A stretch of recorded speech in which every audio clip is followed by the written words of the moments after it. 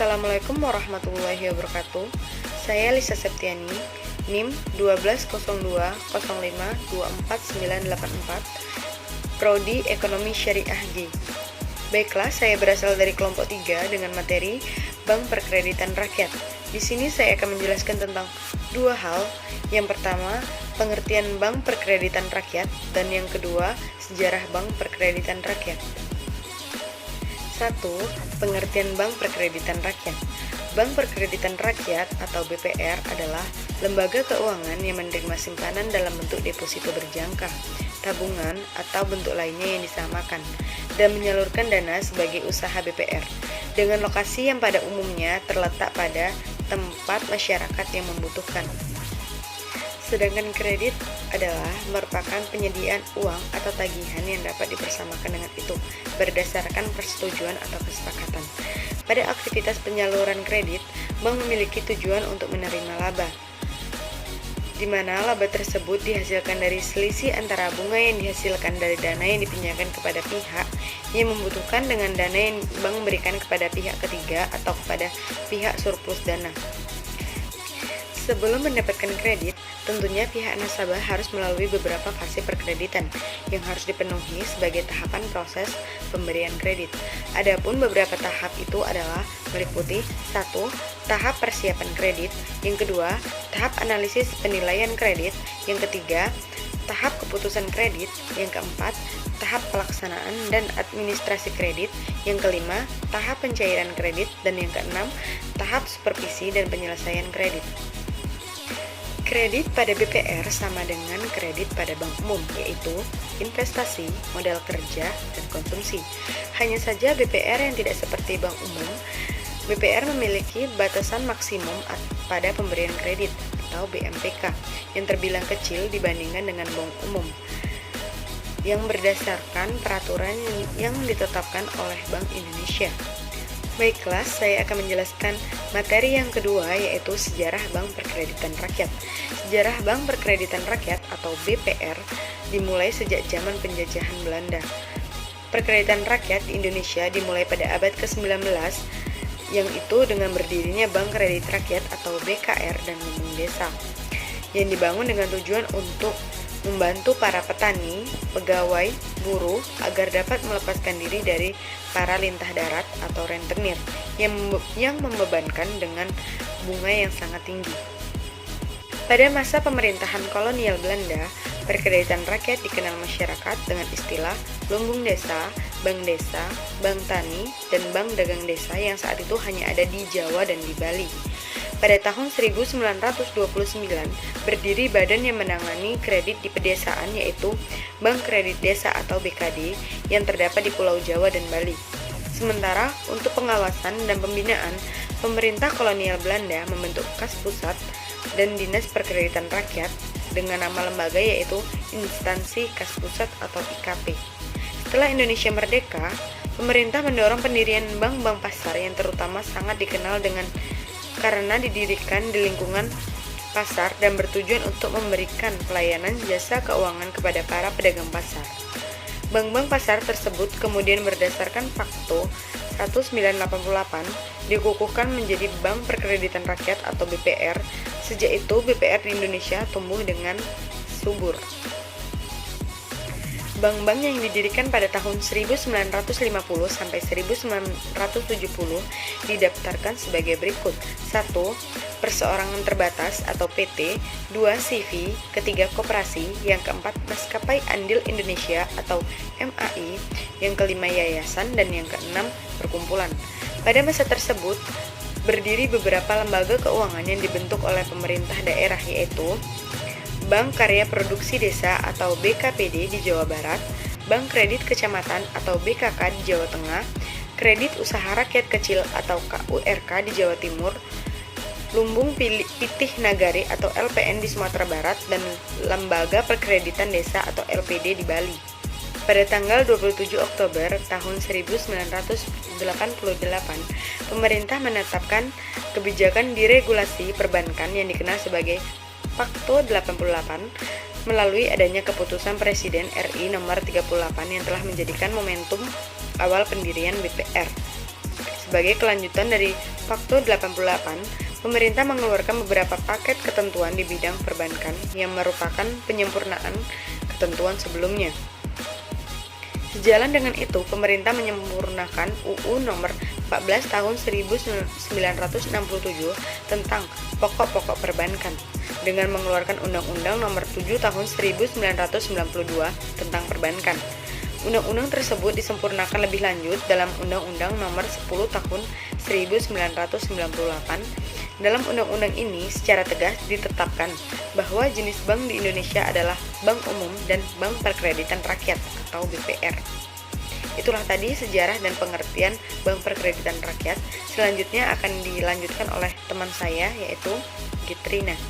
Assalamualaikum warahmatullahi wabarakatuh. Perkenalkan, nama saya Gitrina Radia Oktaviani, NIM 12020524985 dari Lokal G Ekonomi Syariah. Baiklah, pada kesempatan ini saya akan menjelaskan materi tentang kegiatan usaha Bank Perkreditan Rakyat dan dasar hukum BPR. Kegiatan usaha Bank Perkreditan Rakyat. Keberadaan Bank Perkreditan Rakyat dari sisi kepentingan pemerintah antara lain yang pertama, memberi pelayanan perbankan kepada masyarakat yang sulit atau tidak memiliki akses ke bank umum. Yang kedua, membantu pemerintah mendidik masyarakat dan memahami pola nasional agar akselerasi pembangunan di sektor pedesaan dapat lebih dipercepat. Yang ketiga, menciptakan pemerataan kesempatan berusaha, terutama bagi masyarakat pedesaan. Yang keempat, mendidik dan mempercepat pemahaman masyarakat terhadap pemanfaatan lembaga keuangan formal, sehingga terhindar dari jeratan terakhir. Bank Perkreditan Rakyat, sebagaimana halnya dengan bank umum, dapat melakukan usaha konvensional maupun bank berdasarkan prinsip syariah. Kegiatan usaha yang diperkenankan bagi BPR secara umum adalah sebagai berikut. Yang pertama, menghimpun dana dari masyarakat dalam bentuk simpanan berupa deposito berjangka, tabungan, dan atau bentuk lainnya yang dipersamakan dengan itu. Yang kedua, memberikan kredit. Yang ketiga, menyediakan pembiayaan dan penempatan dana berdasarkan prinsip syariah. Yang keempat, menempatkan dana sertifikat Bank Indonesia, deposito berjangka, sertifikat deposito, dan atau tabungan bank lainnya. SBI adalah sertifikat yang ditawarkan Bank Indonesia kepada BPR apabila BPR mengalami over likuiditas. Usaha yang dilarang bagi BPR berdasarkan undang-undang adalah: yang pertama, menerima simpanan berupa giro dan ikut serta dalam lalu lintas pembayaran. Yang kedua, melakukan kegiatan dalam usaha bentuk valuta asing. Yang ketiga, melakukan penyertaan modal. Yang keempat, melakukan usaha peransurasian. Dan yang terakhir, melakukan usaha lain di luar kegiatan yang telah diterapkan di atas. Selanjutnya, dasar hukum BPR. Landasan hukum BPR ialah Undang-Undang Nomor 7 Tahun 1992 tentang Perbankan. Undang-undang tersebut disempurnakan lebih lanjut dalam Undang-Undang Nomor 10 Tahun 1998. Dalam undang-undang tersebut secara tegas ditetapkan bahwa jenis bank di Indonesia adalah bank umum dan bank perkreditan rakyat atau BPR. BPR adalah bank yang melaksanakan segala kegiatan usaha secara konvensional atau berdasarkan prinsip syariah yang dalam kegiatannya tidak memberikan jasa dalam lalu lintas pembayaran. Kegiatan usaha BPR terutama ditunjukkan untuk melayani usaha-usaha kecil serta masyarakat di daerah pedesaan pada dasarnya. Bentuk hukum BPR dapat berupa perseroan terbatas maupun perusahaan daerah atau koperasi. Sekian materi yang dapat saya sampaikan. Terima kasih. Wassalamualaikum warahmatullahi wabarakatuh. Assalamualaikum warahmatullahi wabarakatuh. Perkenalkan, saya Hamzah dari kelompok 3 dengan nomor induk mahasiswa 120205151045. Akan melanjutkan materi kami yaitu alokasi kredit BPR. yaitu ada 3, maksimum 30% dari modal pemegang saham dan keluarga yang memiliki 10% atau lebih dari modal di setor. Yang ketiga, anggota Dewan Komisaris dan keluarga, anggota direksi dan keluarga, pejabat BPR lainnya, serta perusahaan-perusahaan yang di dalamnya terdapat kepentingan pihak pemegang saham dan keluarga yang memiliki 10% atau lebih dari modal di setor. Anggota Dewan Komisaris dan keluarga, anggota direksi dan keluarga, pejabat BPR lainnya, batas maksimum tersebut tidak melebihi dari 10% dari modal. Sasaran daripada BPR itu adalah kalangan masyarakat belum dapat terjangkau oleh bank umum, dan untuk lebih mewujudkan pemerataan layanan perbankan, pemerataan kesempatan berusaha, pemerataan pendapatan. Contohnya pengusaha kecil, petani, peternak, dan lain-lain. Itulah materi saya. Wassalamualaikum warahmatullahi wabarakatuh. Assalamualaikum warahmatullahi wabarakatuh. Perkenalkan, nama saya Firman. NIM 1202051491 dari kelas G Ekonomi Syariah. Saya akan menyampaikan materi tentang fungsi Bank Pengkreditan Rakyat atau BPR. Yang pertama, Bank Pengkreditan Rakyat yang biasa disingkat dengan BPR adalah salah satu jenis bank yang dikenal melayani golongan pengusaha mikro, kecil, dan menengah dengan lokasi yang pada umumnya dekat dengan tempat masyarakat yang membutuhkan. Yang kedua, BPR adalah lembaga keuangan bank yang menerima simpanan hanya dalam bentuk deposito berjangka, tabungan, dan atau bentuk lainnya yang dipersamakan dengan itu, dan menyalurkan dana sebagai usaha BPR. Yang ketiga, fungsi BPR tidak hanya sekedar menyalurkan kredit kepada para pengusaha mikro, kecil, dan menengah, tetapi juga menerima simpanan dari masyarakat dalam penyaluran kredit kepada masyarakat menggunakan prinsip 3T, yaitu tepat waktu, tepat jumlah, tepat sasaran. Karena proses kreditnya yang relatif cepat, persyaratan lebih sederhana, dan sangat mengerti akan kebutuhan nasabah. Selanjutnya, pendirian. Untuk mendirikan suatu BPR perlu melalui proses perizinan terlebih dahulu, antara lain sebagai berikut. Yang A, usaha BPR harus mendapat izin dari pimpinan Bank Indonesia, kecuali apabila kegiatan menghimpun dana dari masyarakat diatur dengan undang-undang tersendiri. Yang B, untuk mendapat izin usaha, BPR wajib memenuhi persyaratan tentang susunan organisasi dan kepengurusan, permodalan, kepemilikan, keahlian dalam bidang perbankan, kelayakan rencana kerja. Yang C, pembukaan kantor cabang BPR hanya dapat dilakukan dengan izin Bank Indonesia. Yang D, BPR tidak dapat membuka kantor cabangnya di luar negeri karena BPR dilarang melakukan kegiatan usaha valuta asing atau transaksi falas. Pemberian izin usaha BPR terbagi menjadi dua tahap, yaitu yang pertama persetujuan prinsip, yaitu persetujuan untuk melakukan persiapan pendirian BPR. Yang kedua, izin usaha, yaitu izin yang diberikan untuk melakukan usaha setelah pemenuhan persiapan persetujuan prinsip. Itu dari saya. Assalamualaikum warahmatullahi wabarakatuh. Assalamualaikum warahmatullahi wabarakatuh.